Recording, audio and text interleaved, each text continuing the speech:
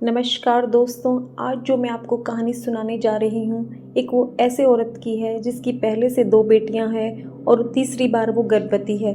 उसकी सास ने भ्रूण जांच करवाया तो पता चला कि तीसरी बार भी उसके पेट में लड़की है और वो धोखे से उसको एबॉर्शन करवाने के लिए ले गई और उसकी जान चली गई। फिर उसकी आत्मा भटकती है और उनसे बदला लेने के लिए आती है। सास कहती है, इस बार भी इस करमजली के पेट में लड़की है, कैसी मनहूस है, अपने पति को वारिस तक नहीं दे पा रही। राहुल ने कहा, माँ आपको कैसे पता कि इस बार भी लड़की है? ममता, हॉस्पिटल की नर्स को ढेर सारा पैसा दिया, तब जाकर उसकी लिंक जांच कर मुझे बताया। राहुल ने कहा, मगर माँ ये तो गैर कानूनी है, किसी को पता चल गया तो लेने के देने पड़ जाएंगे। सास ने कहा, तू चाहता क्या है? फिर से 9 महीने के लिए इसकी सेवा करूँ और हज़ारों रुपये में एक लड़की घर लेके आऊँ?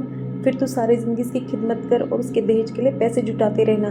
नहीं, मैं ये नहीं होने दूंगी। राहुल ने कहा, फिर माँ आप क्या करोगी? माँ ने कहा, अरे करना क्या है, इस मुसीबत से छुटकारा पाना है और क्या। राहुल, मगर माँ। सास ने कहा, कोई मावा नहीं, मैंने एक बार कह दिया तो कह दिया। राहुल ने कहा कि उसको मालूम पड़ेगा तो वो कभी इसके लिए तैयार नहीं होगी। सास ने कहा, कैसे तैयार नहीं होगी, उसे कुछ पता ही नहीं चलेगा। तू बस कल सुबह उसे डॉक्टर के यहाँ चलने के लिए बोल देना, बाकी सब मैं देख लूँगी। दूसरी तरफ सोना बहुत परेशान थी। 2 बेटों के होने के बाद तीसरी बार माँ बनने वाली थी। दूसरी बेटी के जन्म के बाद ही डॉक्टर ने उसे ऑपरेशन के लिए बोल दिया था, क्योंकि वो शारीरिक रूप से बहुत कमज़ोर थी। तीसरी बार मां नहीं बन सकती थी क्योंकि उसकी जान को खतरा था। उसके बहुत मना करने के बावजूद पति राहुल अपनी मां की जिद के आगे हार गया। उन दोनों को तीसरे बच्चे के बारे में सोचना ही पड़ा, मगर उसकी तबीयत इतनी खराब थी कि वो घर के रोज़मर्रा के काम भी नहीं कर पा रही थी। राहुल ने कहा, सोना कैसी हो, तबीयत तो ठीक है ना? सोना अब कहती है, मुझे बिल्कुल अच्छा नहीं लग रहा, मेरा मन कर रहा है कि मैं अपने मायके चली जाऊं। राहुल ने कहा, ऐसी बात क्यों करती हो? मम्मी तुम्हारा कितना ख्याल तो रखती है, कल तुम्हारे लिए डॉक्टर का स्पेशल अपॉइंटमेंट लिया है, सुबह जल्दी तैयार हो जाना। सोना की राहुल को बात पर यकीन नहीं हुआ कि उसकी सास ने उसकी बेहतरी के लिए डॉक्टर से अपॉइंटमेंट लिया होगा। वो जाना नहीं चाहती थी, मगर राहुल की जिद के सामने वह तैयार हो गई और सास के साथ हॉस्पिटल पहुंच गई। ममता ने डॉक्टर से पहले अपॉइंटमेंट ले रखी थी, इसलिए उनके जाते ही नर्स उसे ओटी में ले गई और ऑब्जर्वेशन की तैयारी करने लगी। बेहोशी की हालत में सोना को कुछ भी समझ में नहीं आ रहा था कि उसके साथ हो क्या रहा है, मगर सोना की शारीरिक कमजोरी के कारण उसे बहुत ज़्यादा रक्त स्राव होने लगा, जिसे देखकर नर्स और डॉक्टर दोनों डर गए। नर्स ने कहा, डॉक्टर अब क्या करें, इसकी तो ब्लीडिंग ही नहीं रुक रही है। डॉक्टर ने कहा, मुझे भी समझ नहीं आ रहा, ओ पॉजिटिव ब्लड का इंतजाम करना पड़ेगा, इसे ब्लड चढ़ाना पड़ेगा वरना इसकी हालत और ख़राब हो जाएगी। डॉक्टर के कहते ही नर्स तुरंत ओटी से बाहर निकली और ब्लड का इंतजाम करने में लग गई। दूसरी तरफ सोना की हालत गिरती जा रही थी। नर्स ब्लड लेकर पहुंच पाती, इससे पहले ही सोना मर चुकी थी। डॉक्टर ने कहा, we are sorry, she is no more. कमज़ोरी के कारण बहुत ज़्यादा ब्लीडिंग हो गई, हम उसे नहीं बचा पाए। अपनी पत्नी की मौत की खबर सुनकर राहुल तो टूट गया, मगर ममता जी खुश हो गई। अब तो अपने बेटे की दूसरी शादी के लिए स्वतंत्र हो गई थी। ममता ने कहा, अरे क्यों फिक्र कर रहा है, क्या कमी है तुझमें? तेरे लिए लड़कियों की लाइन लगा दूंगी, अभी तो इसके मायके वालों को फ़ोन करती हूँ, इस मुसीबत से हम छुटकारा पा लें। ताकि सोना का अंतिम संस्कार करके राहुल जब घर लौट रहा था, तब अचानक साफ मौसम में तूफान आ गया। तेज़ तूफान के कारण राहुल की गाड़ी चलाना मुश्किल हो रहा था। बारिश के कारण कुछ भी सामने नजर नहीं आ रहा था। तभी अचानक उसे ऐसा लगा उसकी पत्नी सोना सामने खड़ी हो। उसने तुरंत झटके से ब्रेक लगाया, मगर गाड़ी उसकी पत्नी से जाकर टकरा गई। राहुल ने कहा, सोना सोना ये नहीं हो सकता। यह कहते हुए राहुल सोना को ढूंढने के लिए सड़क पर उतर गया। वो जोर जोर से आवाज़ देकर बीच सड़क पर बैठे बैठे रो रहा था।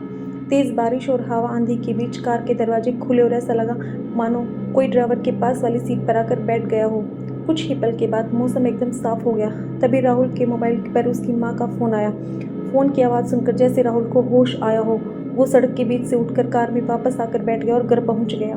पानी में भीगे हुए राहुल के पैरों की छाप घर में बन रही थी और उसके पैरों के साथ ही 2 पैरों की छाप बन रही थी जो उल्टे थे। सोना के मरे हुए 4 दिन हो चुके थे। ममता जी तो जैसे सोना को भूल ही गई थी।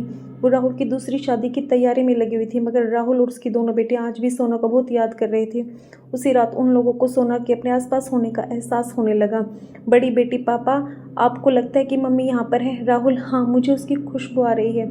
राहुल ने कहा, सोना तुम यही हो ना? कहाँ हो, मेरे सामने आओ, एक बार हमारे सामने आ जाओ सोना। राहुल और उसकी बेटियां सोना नजर आने लगी। दोनों लड़कियां बहुत खुश हो गई, क्योंकि उनकी माँ उन्हें छोड़कर कहीं नहीं गई थी, बल्कि उन्हीं के पास थी।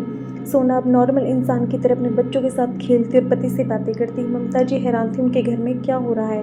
उनके बेटे के कमरे से उनके साथ साथ किसी स्त्री की भी हंसने की आवाज़ें आ रही थी। ममता जी कुछ दूर खड़ी होकर बातों को सुनने की कोशिश कर रही थी, मगर सही से उन्हें कुछ समझ नहीं आ रहा था। तभी अचानक से दरवाज़ा खुला और उनका बेटा राहुल बाहर आया। उसकी आंखें गुस्से में लाल थी। साड़ी पहने हुए उसने पूरा महिलाओं की तरफ मेकअप कर लिया था। उसकी ये दशा देखकर ममता जी जोर से चीख पड़ी। राहुल सोना की आवाज़ में, क्या हुआ मम्मी जी? आप बहुत परेशान लग रही हैं। आप तो खुश थी ना कि मैं दुनिया से चली जाऊं, मगर मैं लौट के आ गई हूँ अपने राहुल बच्चों के पास। मुझे उन लोगों से कोई दूर नहीं कर सकता। मैं उनको अब अपने साथ लेकर जाऊंगी। कोई मुझे नहीं रोक सकता। ममता नाम है ना आपका, मगर अपने अंदर ममता नाम की कोई चीज़ नहीं है। एक जन्मे बच्चे को मारने के लिए आपने अपने बेटे का घर उजाड़ दिया। आप अकेले ही रहना। ये कहते हुए राहुल ज़ोर ज़ोर से हंसने लगा और अचानक बेहोश हो गया। जब उसे होश आया तो वह शर्मिंदा हो गया। राहुल, माँ ये सब क्या है? मैंने साड़ी क्यों पहन रखी है? राहुल की बात सुनकर ममता जी ने सारी बात बताने लगी। अपने बच्चों की सुरक्षा के लिए राहुल ने अपनी माँ के साथ गांव जाकर पंडित जी से रक्षा सूत्र बंधवा कर लाया। उस रक्षा सूत्र के कारण अब सोना की आत्मा राहुल के शरीर के भीतर नहीं जा पा रही थी और न ही राहुल से और न ही अपने बच्चों से कोई बात कर पा रही थी। वह गुस्से में माता जी के सामने आके बोली, सोना तुम्हें क्या लगता है तुम मेरे पति और बच्चों से मुझे दूर कर दोगी? नहीं, कभी नहीं। मैं उन्हें अपने साथ ही लेकर जाऊंगी। कहते हुए गुस्से में उसने पूरा घर का सामान इधर उधर कर दिया। उसकी आत्मा का रौद्र रूप देखकर ममता जी बहुत परेशान हो गई। अगले ही दिन सोना की आत्मा अपने बच्चों के सामने खड़ी थी।